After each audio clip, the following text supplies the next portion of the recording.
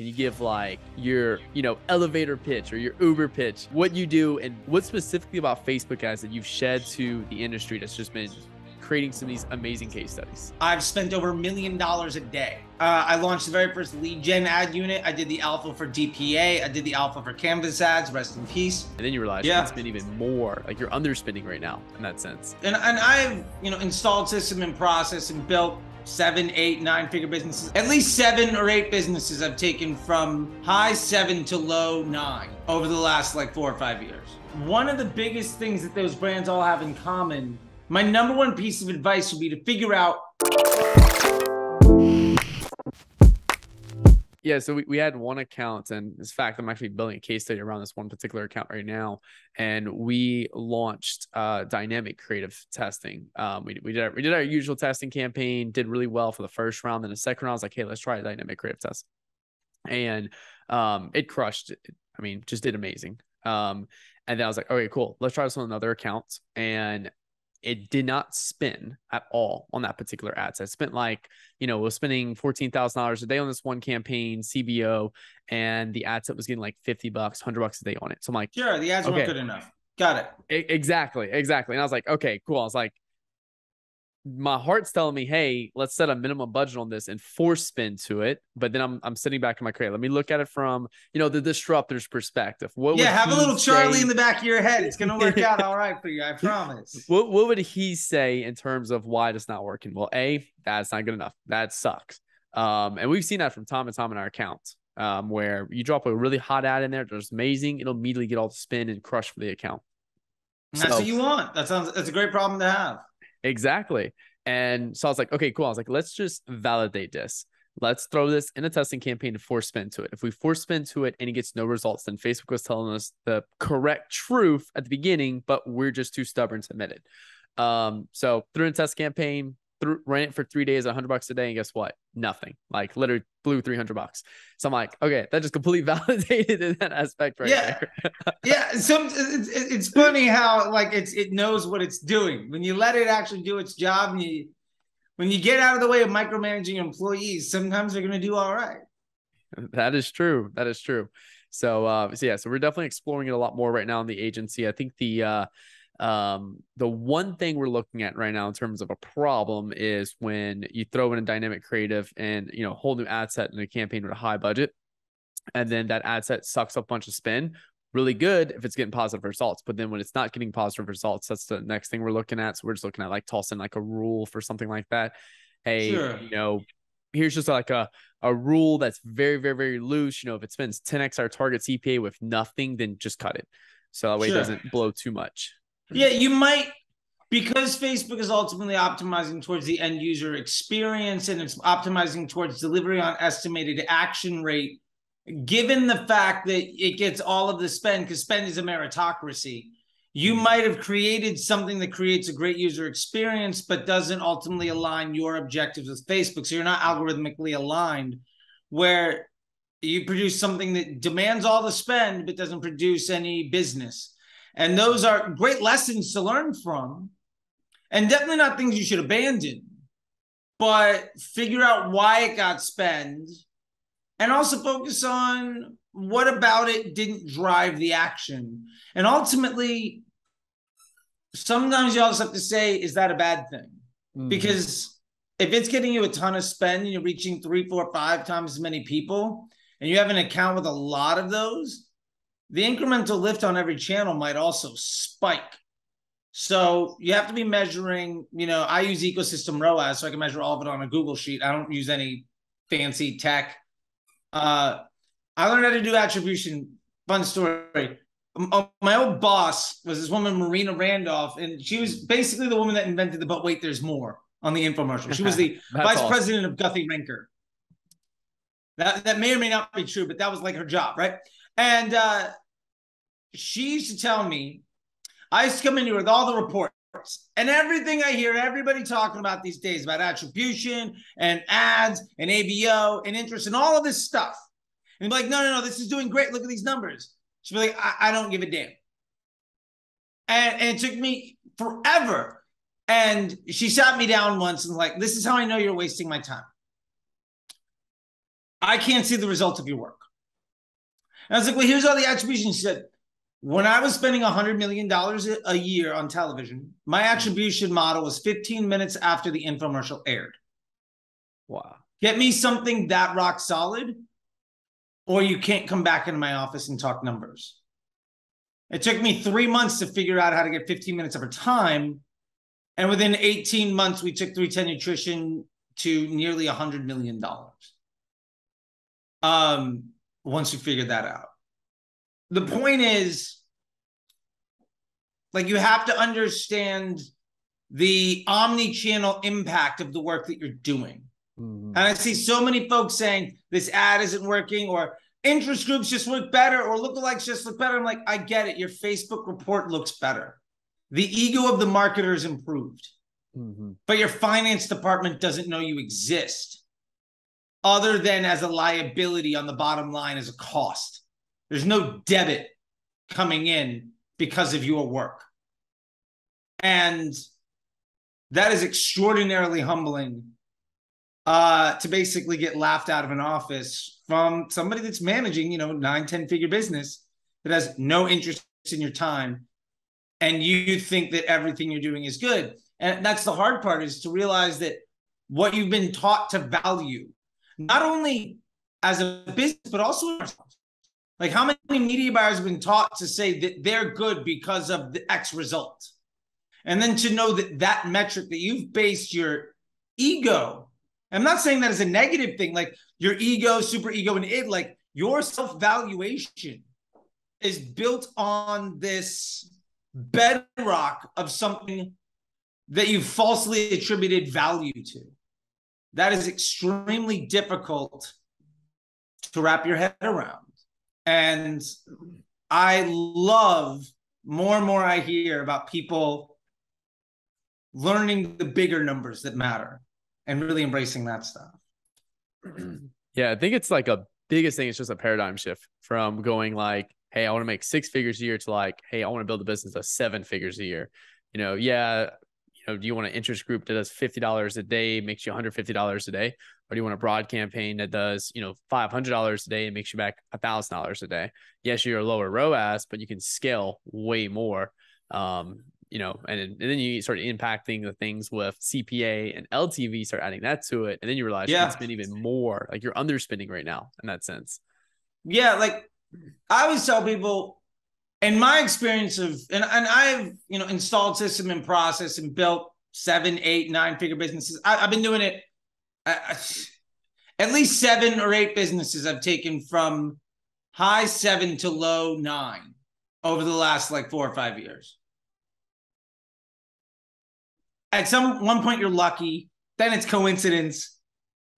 Then it's like, okay, well, maybe this thing works. To the point where now it's kind of like on demand and it'll happen. And what I can tell you is, one of the biggest things that those brands all have in common, like, if I had to set up a business right now to get you to 8 figures from 6, my number one piece of advice would be to figure out, how can I allow a worse result on Facebook to be a good thing for my business? I only have 1,000 a day to spend. Why isn't it 5? The reason it's not 5 is almost always because you can't let Facebook run that inefficiently. My solution to that is, you need to have a better business model. And once you figure that out, I'll give an example with 310, just because we referenced them earlier. When I came in, they were doing about 5,000 a day, like a 2.5, 3x on the 28-day, 1 day attribution. When I left, we were in the 30 to 50K a day at a 0.8 on a 1 day click. Because we knew that customer was worth about a 4 or 5 in aggregate over the lifetime value. So when you start looking at Facebook as an amplification of intent creation and the growth of your business, instead of the place where you make money, Facebook isn't a salesperson. Facebook should never be thought of as the place where you make your money. You know, if you ever watch Shark Tank and somebody's pitch is, all we need now is really good marketing, you're going to get laughed off the stage. And my reason to bring that up is, if you say all I need to do to scale my business is has Facebook be profitable so I can continue to scale it, you've already lost. And so the point is figuring out all of that other stuff and then making Facebook as stable and predictable as possible so that you can amplify the volume of all of those other things. Like if you truly want to get better conversion rate optimization on your landing page, you sure as hell better not be running more than broad as an audience. Because, or running multiple types of, like, how many different type of people do you want coming to your store that you're going to try to optimize after the click? Your store should attract the type of attention that your advertising brings in. But when you start to force that to many different types of people, well, you're going to have 50 people of this type, 1,000 people of this type, 400 of this type, 300. There's no way you're going to be able to have a solution that fits for all of them. But if instead they're all whatever, because every ad makes its own lookalike audience based on its performance. If your customer experience is built off of just optimizing the flow of who your ad attracts, and your ads are built around a sustainable, like just whatever works, just getting attention, showing the product, overcoming objections, all of that stuff, then your ability to make CRO is going to improve. Your ability to test LTV is going to improve because every customer more or less looks and feels the same. They all have the same customer experience before the journey. So figuring out how to improve LTV by 20, 30, 50%, it's going to go way up because everybody's the same. And then trying to make business decisions that'll grow so you can plan for 3 months, 6 months, a year in the future is going to be a lot easier when your data set is one type of customer, because you're ultimately promoting one product and attracting ads that bring in that type of user. And maybe you want to expand who those people are. And so you find different ads that will target different individuals, but still you're strategically expanding the business. So you go from a car dealership that just sells minivans to being a car dealership that sells minivans and sedans. You don't go minivans and then F1 sports cars. There's no vertical integration. That doesn't make any sense.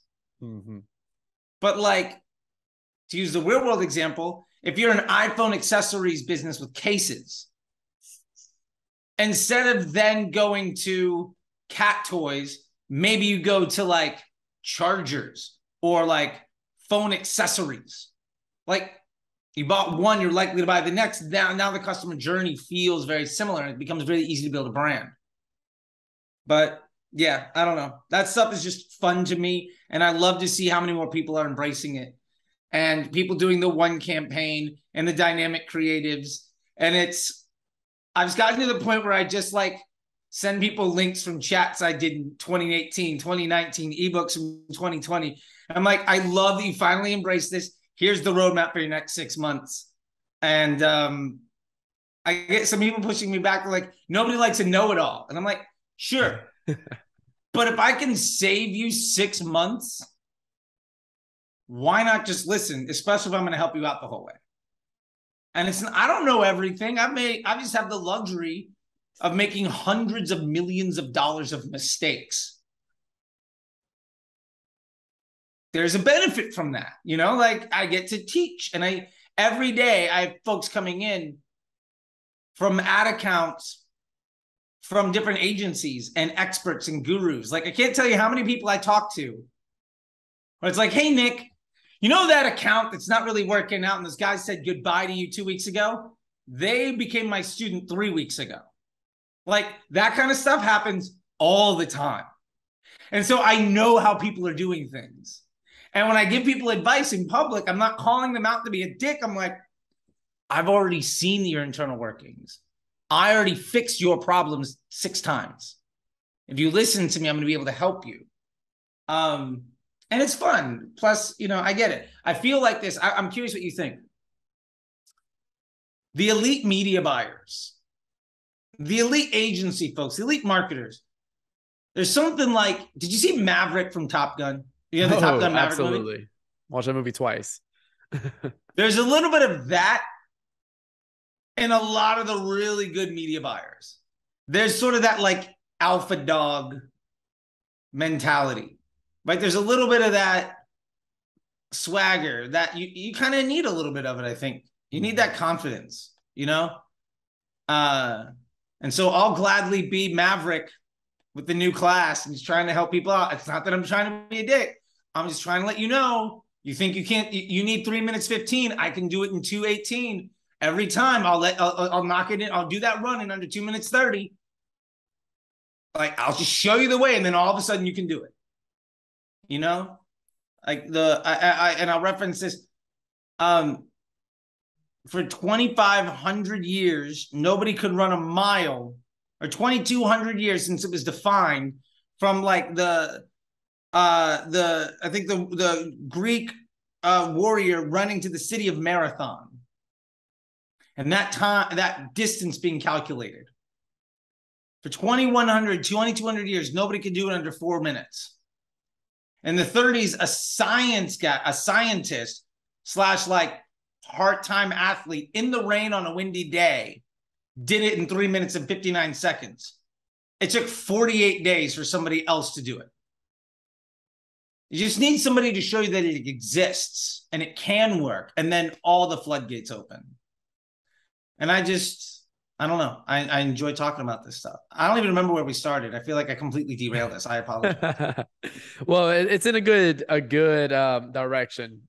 And there's definitely some people right now that I know are watching this are like, Nick, who the hell did you bring on the channel? So, Charlie, I know there's a good 50% of our viewers that know you, watch your channel, consume some of your stuff.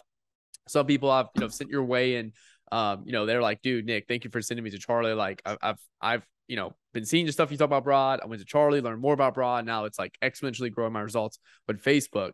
But, for those who don't know you, Charlie, can you give like your, elevator pitch or your Uber pitch of what you do, and what specifically about Facebook has that you've shed to the industry that's just been creating some of these amazing case studies? Yeah. I mean, I've been around the Facebook game since before there was a pixel. I remember when conversion campaigns were invented, which, by the way, was 10 times the tragedy that iOS 14 was supposed to be. And my clients have been mom and pop shops spending $50, $100 a month, to CBS, Nissan, Apple, Progressive Insurance, MGM, New Balance. I brought brands to market. I've been around the game for a long, long time. I've developed 6, 7, 8, 9-figure brands. I've spent over $1 million a day. I launched the very first lead gen ad unit. I did the alpha for DPA. I did the alpha for Canvas ads, rest in peace. And I was there for the development of the Power 5 in the original Facebook Disruptor group. And so I kind of helped write the manual on how to do creative testing and use CBO with advanced matching to scale to $100 million for brands.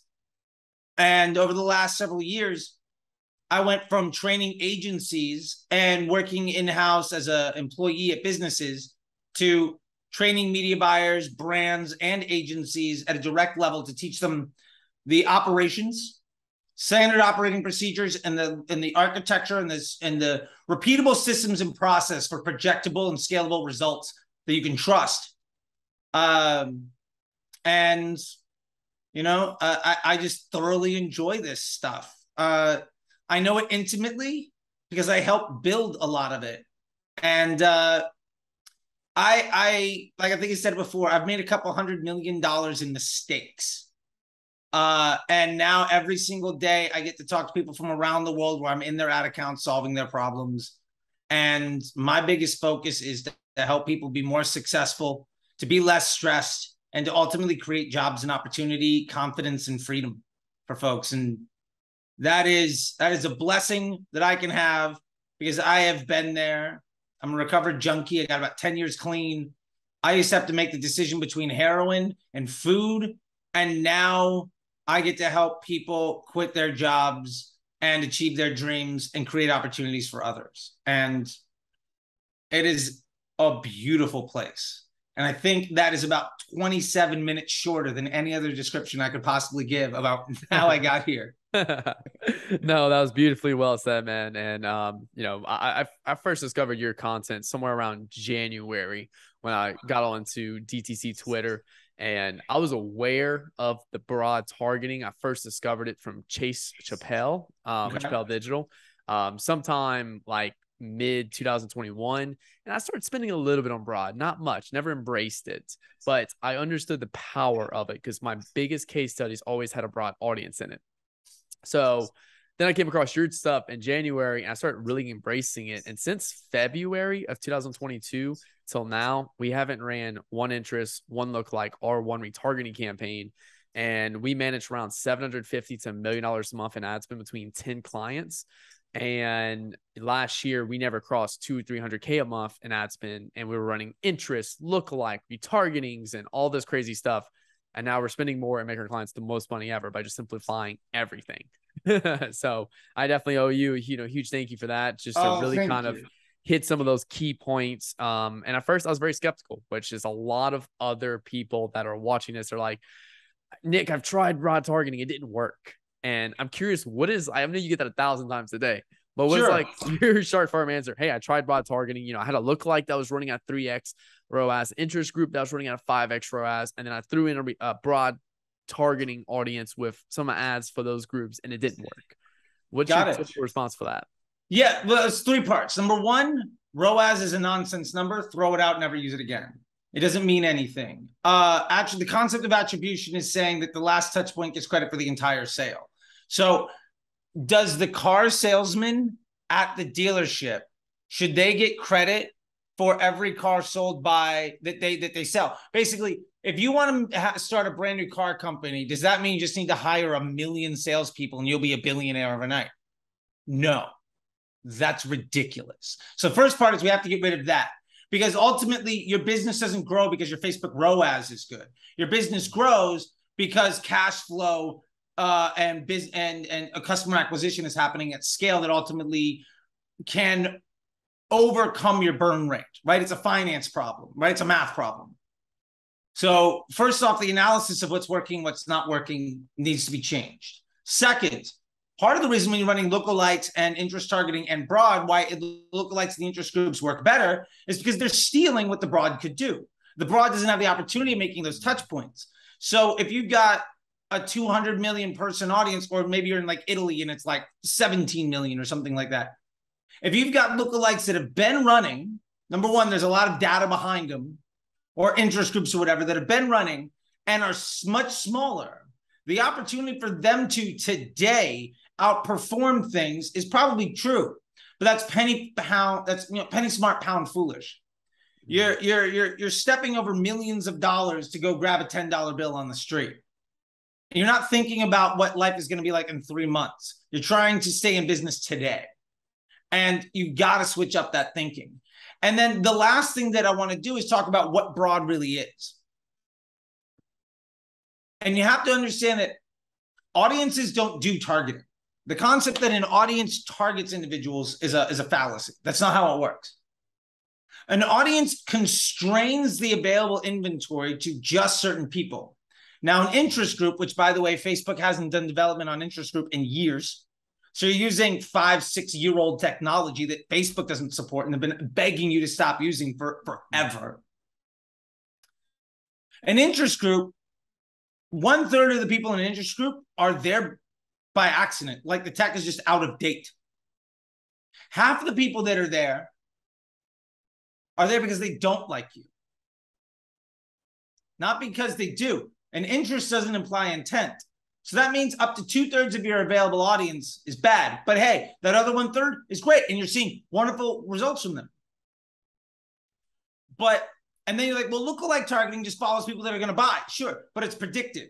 It uses a data set that you have to establish what things might happen. The problem is, as you deplete that data set,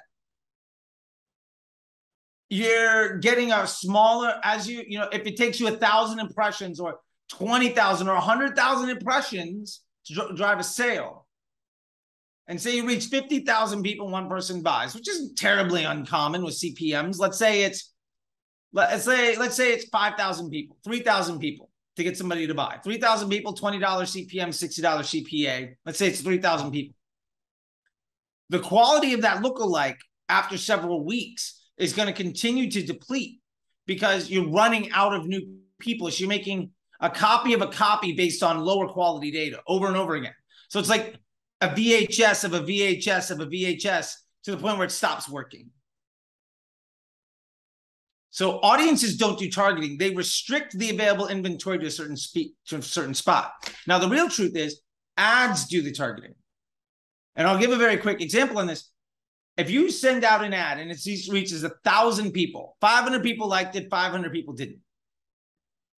When that ad goes out to the next 1,000 people, do you think that Facebook will try to comprise that 1,000 people who are more like the 500 that received it positively?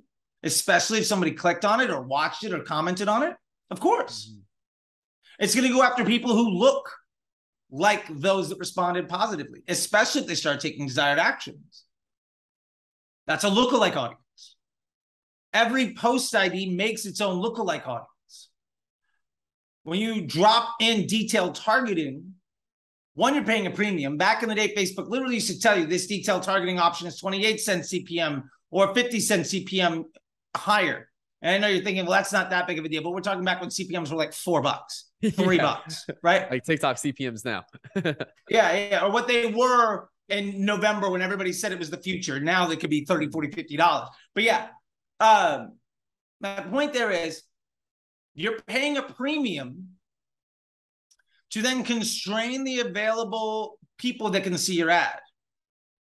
Your hope is that what the ads lookalike audience is has an overlap over what that interest group is.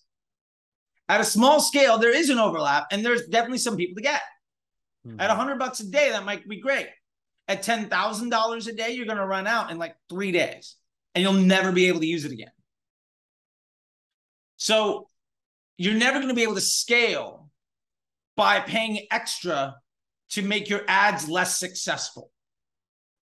And when you run broad, all of your data goes into one place. So ultimately, the machine gets smarter and smarter. That concept of Kaizen, it's going to get a little bit better every single day. And it's getting a little bit better by basically you're saying, hopefully you make the right choice, but a bad choice is never going to be repeated. And eventually you're whittling away all the gray area. You're chipping away at the marble until all you have left is the good money. And if you think of it in that way, there's legitimately no good reason to use something other than broad, which, by the way, is doing retargeting for you anyway. If you don't believe me, go look at the frequency column. Is it over 1.0? If the answer is yes, then that means people are getting retargeted. So there's debunks everything about targeting, hopefully in the simplest way possible. Believe me, I've done hours that get way more in depth, but I'm trying to be more concise. Yeah, no, you hit it straight on that. And another way too, for the retargeting side. Yeah, it looks cool with a second campaign, $50 spin with, a $500 in revenue. Yeah, you have a 10x ROAS, but then your main campaign is making $1,000. They had $2,000 or $3,000 a day in revenue. It's like, it's a small portion of revenue, and your main campaign would have done it anyway without that retargeting ad set. So sure, it's just like that mental compartment that people are making around retargeting and like prospecting separately. And even on top of that, does that extra $500 show up actually in your cash register as an extra $500? Probably not. Maybe it shows up an extra $120. But if you send out an email and somebody opens it and clicks on something and then searches on Google, lands on something, and later that day gets served an ad and buys, maybe you needed all those touch points, but Google and email is also going to get credit for the revenue. And what if that situation is reversed? What if they see your ad and then open an email from you? That ad, if you have view through, is going to get credit. And I'm not saying the view through is bad, but retargeting revenue is far less incremental. So maybe you get a 5x, but if only 20% of it is real new money, you basically broke even and you spent a lot extra money to do it. And the opportunity cost is if your retargeting CPM is 50 and your prospecting is 15, you reached the same people a few times instead of reaching 3 times as many brand new people. You prevented your business from growing by trying to make Facebook look better, even though you didn't actually receive any additional revenue because of it. Over cost, which is, generally speaking, not a way you grow a business. Correct. Frowned upon in this establishment. I'll put it that way. Yeah, no, I agree with you. And also too, like, I think people are looking at it from a different perspective too. This is the reason why I love it.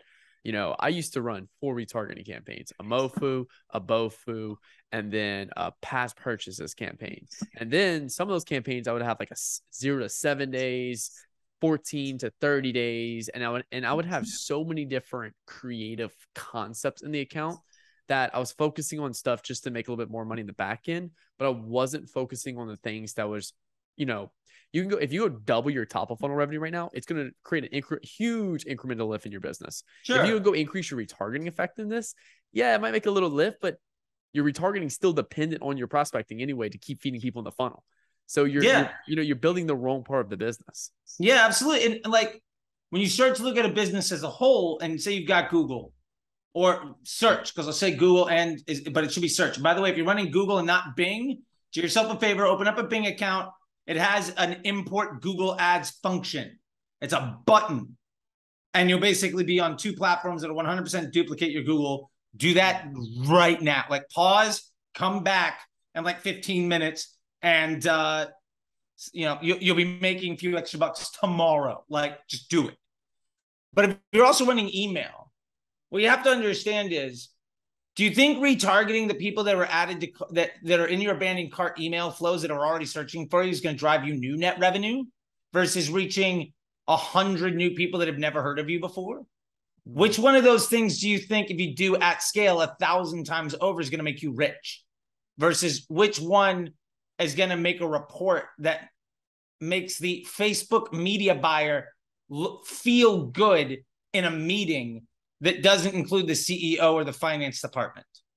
Like, you got to understand what your objectives are, what your priorities are. So yeah, running it broad on Facebook also improves your email open rate, because people are likely your business are more likely to open the email. It improves your search volume. And if you're running Google Analytics to data traffic analysis in UTMs, which I have a whole other problem with UTMs. I don't use them, but that's just because I don't care about ego. You're going to see direct traffic spike when you run broad versus retargeting. That the direct untracked traffic is going to go way up, because how many of those people just hear about you and go to your site? Or how many of those people click, but they got ad blockers on? Or how many times is your UTM attached anyway, but it gets stripped because they're inside the Facebook browser or on incognito window? That could be as small as 18% of your traffic and as big as 60 to 70%. So why not focus on bringing in new people? Plus, it's so much easier. Like, it could be, if you're managing Facebook and it's over 3 hours a week, I promise you're working too hard. Like, I'm an equity partner in a business, women's clothing business. I got brought on in February. They spent $200,000 in Facebook ads. In July, we spent $1.2 million. That's amazing. I spend maybe 3 hours a week. I do all my reports on in-platform attribution on a Google Sheet. I only do broad with dynamic creatives. I'm promoting one product. And we're crushing. When everybody else says Facebook's hard and you're coming in a recession, you're not. That's a lie. So if your business is going down right now, understand it's not that less people are buying. Maybe that's true. But what it also means is there's somebody out there doing better than you, stealing your market share. There's always a dog bigger than you in the pound. You just have to eat their food, even if there's less food to go around. And that should be your focus. There's no limitation in buying behavior and all that. That's nonsense. People are still spending money. Like, yeah, you're not Blockbuster losing to Netflix, right?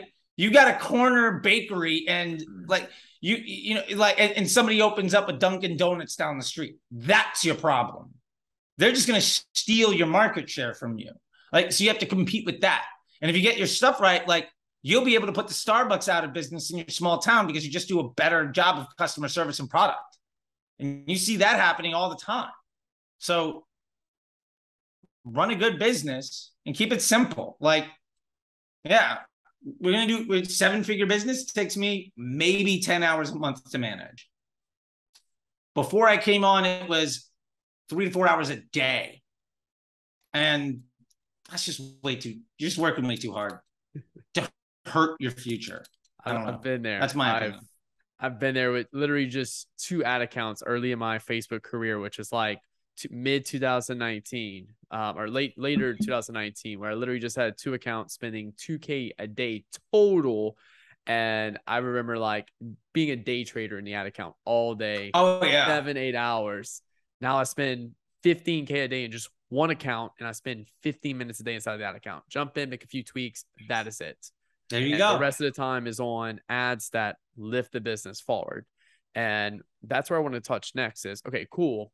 Broad targeting may have not worked with your existing ads, but then you start building new ads and testing them against broad until you find that winner that, takes your business forward. That's also the biggest thing too, that I feel like a lot of people are not seeing as well. Yeah. Like if your ads that you tested against retargeting or an interest group work there, great. Like, so you're the best bicycle rider as long as it's downhill with training wheels on. Awesome. If you can start to run dynamic creatives at broad, they might work, they might not. But if every couple of weeks, it continues to seem to get better and better. If you get 2% better a week with your dynamic creatives against broad, over the course of a year, you're going to get 3 times as good, right? That's 2% a week over 50 iterations. My point to that is saying that maybe it's not working right now, but if you continue to invest in it, it's probably better than the worst option you have. So if you start to remove, if you think of it as cost averaging with your investment portfolio, and dynamic creative at broad is 9th out of 12 options, well, it's better than 3. So give it the budget of 10, of 12, 11, and 10, and it'll get better. Now, maybe it's the 7th out of 9 options. Let it start to gobble up everything else. It's not going to be better on day 1, but give it a couple of months, and the best day you've ever had will be the worst day that you face when times are super dark. And that's what you have to think about is business is not about turnkey solutions that work and scale immediately. It's about investing in long-term relationships and scalable solutions. And none of that stuff is an overnight success. It takes an investment. And if you're not willing to make that investment, then understand that you are going down this flywheel that ultimately you're going to have to work a little bit harder to get better. You're going to have to do a little bit worse because your costs are going to continue to rise because you're disrespecting the algorithm. So you're going to continue raising your CPMs. By the way, for those of you that haven't seen your CPMs drop in the last 2 years, you're doing Facebook wrong. If your CPMs continue to rise, you continue to work a little bit harder, eventually you're going to get priced out of the market, which is what Facebook is doing. Basically, they're saying, you're disrespecting our customers and our business model, so we're going to just tax you a little bit more, and a little bit more, and a little bit more, till eventually you can't play because we know somebody that's doing a better job will gladly come in and do it. So that's the way that I think about it, at least. And I used to be I would get a Trenti cold brew, no ice, put on some headphones, and I can, by force of will, produce another 10 to 20,000 in revenue that day. But I had to do it every single day. And if I took a day off, the business felt a 30, 40K hit in revenue. Like, you can't run a business like that. You can't scale a business like that. You can't achieve dreams where it means that your best employee has to give you A+ work every waking moment of every single day. It's just impossible. Plus, the machine's going to be better than you anyway. So you might as well just embrace making an automated factory. You know, Henry Ford figured this out over 100 years ago. Just do that. It's a lot easier. And you make more money. Yeah, you spend a lot less time in the ad account. And that's, you know, a lot of people are like, well, I don't mind it for the money. But yeah, you do that for a year and then your business barely moved forward and you realize you wasted a year when you could just jump in, embrace this now, and, you know, tremendously change the trajectory of your business, which is huge. And I'm curious too, because I know we're going to get into the end of this, but just for the people that are kind of questioning, like, you know, your setup, and you said you run one campaign. What does that one campaign look like? It looks like this.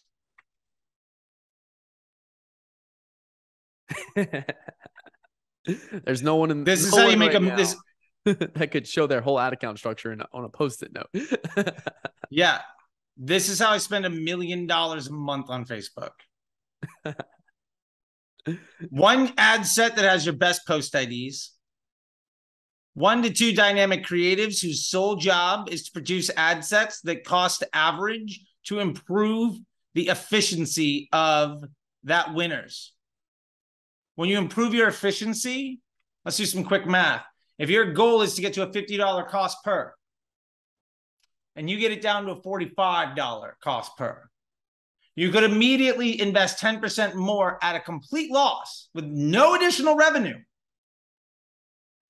And you're still better than your target. Now, odds are you're not going to see no additional revenue. Right? Maybe you increase it by 10 and it goes to like $46. Great, do it again. Maybe it goes to like 47. Great, do it again. Maybe it goes to like 48. You let it sit, it gets a little bit smarter, it starts to work its way back down to 46, 47. It's about profitable scaling margin.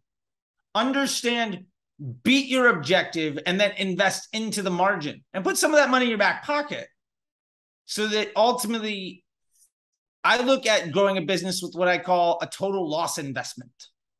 How much money can I dump into this with zero earnings and I'm still okay? Because even if I get nothing attributed to a Facebook sale, my search volume is going to go up. I'm going to get more people signing up for an email list. And if you can't make money on the back of that, you probably shouldn't be in business anyway. And so, yeah, that's all you need. How long should you be running the test for? Until they're done. Do you think the Gregorian calendar has any impact on how mathematics work for the scientific method? Do you think Isaac Newton or Madame Curie running the scientific method gave a damn about how Romans wanted to account for the rising and the setting of the sun? No. Doesn't matter. I launch my test once a week. I don't care. Is it done? I don't know. Well, then it shouldn't be over. And the way you know that your test is over is the result predictable? Can you say, I know for a fact I'm going to end here? If the answer is no, well, then the test isn't finished. You have no confidence. So ultimately, it's about setting yourself up to make binary high confidence decision. Is it better? Yes or no? If the answer is I don't know, well, then your test isn't over. And when the answer is yes, great. Put it into your winners campaign. Get rid of the worst option. Cost average down. And you run that process over and over again. It's going to be really hard to be unsuccessful when every week you're getting a little bit better. Like, if that doesn't help you, I don't know what to say. Like, then Facebook's done its job. And when you focus that on one offer and you do something very well, you're going to be it's extremely difficult to be unsuccessful. Like, at that point, you are only working on amplifying the part of the business model that can handle scale and is already working. That's money in the bank. That's just easy peasy, rinse, wash, repeat, scale another business. Like that stuff is, when you get it down to that simple, like I said, I got it on a sticky note. I got my entire account structure down on what is effectively a not very elaborate Etch-a-Sketch. If it's more complicated than that, you're probably doing it wrong. My golden rule is, if your solution to the problem is to make things more complicated, it's the wrong solution.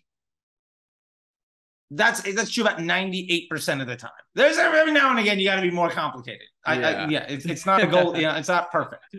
That is good though, because simplicity scales. That's my biggest thing. And our old account structure, we can never really go after 3-4 clients without having to have multiple media buyers at our agency or something like that, just simply because it's so it's so like complicated to the point where like it takes a lot of time.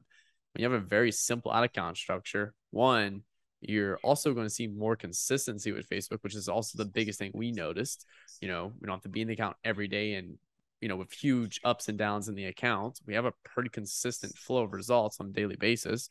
And then two, it's simple. It's literally anyone. We can hire someone really quickly, teach them it, and they can immediately implement it in that sense right there. And then we also focus on what you can control, which is exactly goes back to your dynamic creative test and everything, and building better ads that move the business forward on a weekly basis. And I know for you can attest to this as well, that usually when you hit huge breakthroughs and spend is due to a better ad as well. Yeah. Like part of that 2 million to 1.2 million was investing in consumer psychology, and working on our business flow, and resulted in an ad that spent $2 million. And I've shown that ad. I've broken it down. Dara Denny did like a dive into it. I've seen it. Yeah, and she was like, submit me your ads. And I did it. And I was like, here's the receipts. Here's a screenshot of the thing. And she's like, okay, Charlie, bring in the heat. Let's check it out. And my editor, she's like, okay, this is, wow. And this is good. I like it. And I would say, if you're going to invest your time and energy, spend it working with someone like Sarah Levinger on your consumer psychology, or Glenn Rudin on brand positioning. That's going to move the needle 1,000x more than an audience or bidding model ever will. And it'll do so in a sustainable fashion that will create long-term cash flow and growth. Otherwise, you're playing the lottery. And you might get lucky today, but if you've ever gone to Vegas and hung out at the craps table, eventually you're going to leave broke. Yeah. Like you can't win. Like you don't just make more money the longer you sit at the table. That's not how it works. Like Hold'em, no limit Hold'em poker, sure. If you're better than somebody, you're going to win. But it's roulette, right? No matter what you do, there's still those 2 green spots that are going to screw you over on the numbers at large. And like, you're not going to be able to account for it. You can't, the house will win. So you got to figure out how to be the casino. And that's my biggest effort, is like, I'd rather own the tables and just take all of the money than try to get rich a couple days here, a couple days there, and eventually lose it all trying to get rich on the next day, because you will lose. Yeah, no, I think that's the biggest takeaway from this is, it's I've talked to a lot of people that follow this channel come from drop shipping backgrounds, and that's a whole nother video right there. Sure. We can go along and talk about that, but it's like, hey, well, Nick, what if I just find one product, one creative, and one interest group that works well? I could just scale it up over the next like 3 months. I'm like, cool, but that's a 3-month business. Do you want to build a 3-month business, or a 3 to 5 year business, or even 30 to 50 year business? 2 complete different foundations you want to build on, and how long and how wealthy you want to achieve. Yeah, right there as well. And by the way, if you're in the drop shipping world, my number one piece of advice to you is product testing your emails for vertically integrated products, and then build LTV off of your customers. I can't tell you how many that's basically building a brand, right? I've done it with, like, back in the day, it was a stress cat. It was called squishycats.com. I think the site is still up. I got out of that business forever ago. But it was a phone case. And then we used emails to see what other cat-related phone accessory people might want to buy. One of them is a Smash. What do? We took that revenue from the smash, dropped half of it into Facebook ads to try to sell that product. Eventually broke even on that second product. And then it became the next thing. And then we did product testing in the emails for those buyers. What are they going to buy next? We sold to the same people 3, 4, 5 times. And every time it was a vertically integrated phone accessory cat related product. And we built a brand that was just purely drop shipped. And all we did, our Facebook ad dollars came from 50% of revenue from email product testing. And we didn't have to buy anything. We didn't spend a single dollar testing products, none of it. And for that matter, big shout out to Liquid Death's amazing print on demand and drop shipping model. I love them. They did amazing. Like, you buy one, like you go to their website and sign up, and you're now on their like print on demand store, which is crazy. Like every day I get an email of like, this is a fun shirt or this is a fun thing. And it takes like 4 weeks to get there. I forget about it. It shows up. I'm like, this is awesome. But they're the best print on demand business I know right now. And I'll like the fact that we're talking about a canned water company running the best drop ship like print on demand business is wild, but it tells you just how smart they are. They know their audience very well. Yeah. And I love that nobody knows who's behind that business too. Like nobody's come out like, I'm a CMO of Liquid Death. No, like that doesn't exist on Twitter. That person is not talking in public, which I think only amplifies the cool. Yeah. I can't wait to see that guy come out. That'll be interesting to hear a little bit more about him. I'm sure he'll be on an Ed Milet interview soon. Oh, yeah. Yeah. So, well, cool, Charlie. Well, look, man, we're running out of time. I think this was definitely gave our audience a lot more to learn a little bit more about broad targeting as well. Got to learn a little more about you as well, too. And they've probably been, I know we see people in the comments below my videos. They're like, hey, man, just start following Charlie, thank you. And then like another person, who's Charlie? So guys, this is Charlie. Definitely want to give him a follow. What social media platforms people should follow you on? Anyone you're at, I'm putting content there several times a day. It's at CT the Disruptor on on Twitter, TikTok, Instagram, Pinterest, YouTube, LinkedIn, Facebook. If you're there, I'm there. If you don't see me there, let me know, and I'll make sure to spam it several times a day with content better than other people are selling. And it'll all be free. If you want to know what the people that are going to sell you the people that sell you advice right now, if you want to know what they're going to sell you in 3 years, you can follow me for free today. That's my cocky statement. That is my like whatever. I'll throw the London broil on the countertop. But that's been right since about 2017. Going back to Tim Bird's Cloud CBO, which was just basically my bucket-based CBO case study before the development of the Power Five.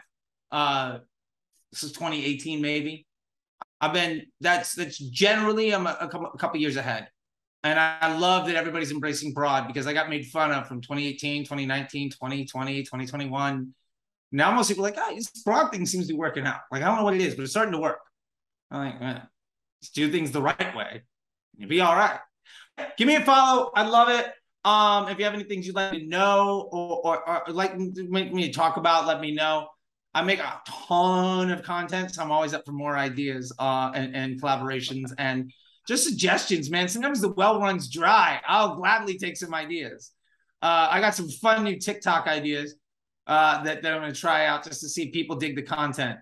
And just try to be entertaining and then sneak in good advice while I'm there. We'll see. I'm starting to do, I did one that was like this. It blew up on YouTube Shorts. It did all right on TikTok. But I've noticed in all these thirst trap girl videos. So I'm starting to just kind of mock the girl thirst trap, with audio with me, pretending to take my shirt up and going and then giving just a bunch of good advice. And that is blowing up. I don't know. I'm just trying to have fun with it. And thank you very much, Nick. I really do appreciate it.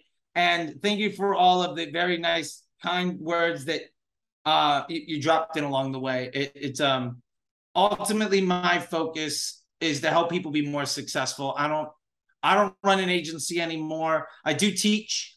I do have things. You can check it out. Disruptor School, FacebookDisruptor.com, Facebook Ads MBA program, all that fun stuff. But I think that you shouldn't trust any stranger on the internet at all. But if you're noticing all the people that you take the advice from all seem to quote the same person, maybe start following what that person has to say. And you can skip the line a little bit, and then hire these other, you'll know who to hire to help you because they know that you're there and you guys are aligned in how you feel. And hey, just more money in the pockets of folks, more confidence and freedom, more smiles on people's faces. That's a good day for me. Absolutely, man. Well, look, I appreciate you coming on board. I know everyone took massive value from this video. Guys, if you have questions, drop them in the comments below. Also, to hit him up on Twitter as well, too. I know he's pretty active as well on Twitter as well, too. So feel free to reach out to him on there as well. But yeah, Charlie, thank you again for coming on board, and really appreciate your time today, man. Thank you, man. I'm excited. This was great. And yeah, this will be until next time. And blow up the comments. Like, I'd love to do a mailbag show of all your followers, and just like, Tim in Arkansas says this, Lisa in Pacoima needs an answer to this question. You know, Stacy in Albuquerque. And all I know about Albuquerque is that Bugs Bunny should have taken a left there. So like, teach me something too. We'll have a good time. Hey guys, drop a bunch of comments below, and then yeah, maybe we can do a part 3, part 2 for my part 1 for my channel, but we've already done a video together on Charlie's Twitter as well. But yeah, we can do kind of a part 3 to this with everyone's comments below. Y'all just hammer them below, and maybe we can do a part 3 on that side.